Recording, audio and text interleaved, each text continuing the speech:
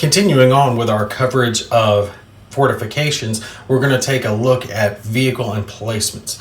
They're similar to other fortifications in the fact that you're going to get them and place them during setup, and they provide a defensive bonus. However, emplacements specifically pertaining to vehicles don't provide a target modifier like you normally see in other types of fortifications.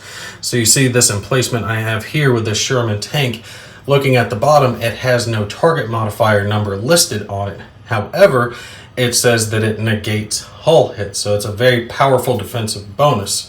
While you have a vehicle in this, when it takes a normal ordnance fire attack against it, when you would take and resolve to determine whether or not it hits the hull or the turret, if it were to hit the hull, it would negate the attack completely. The target vehicle would not even have to roll a morale check in that situation. So it's a very powerful defense for the vehicle to have. It does have a few drawbacks though. One of the problems is the vehicle, due to the way an emplacement is dug out, would not be able to drive out forward out of the emplacement. If they wish to leave it, they have to exit out of one of the two rear hexes.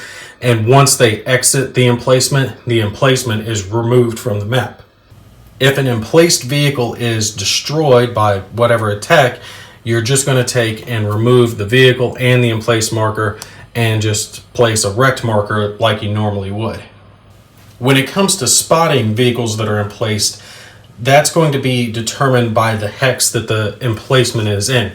So as an example, our Sherman tank here, if it was emplaced here in the open, then they would not need to be spotted and they could just be fired at freely.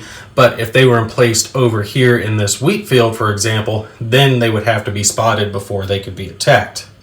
One last thing, emplaced vehicles are subject to close assaults. So our German units over here could run up and attempt to close assault the Sherman tank that's emplaced.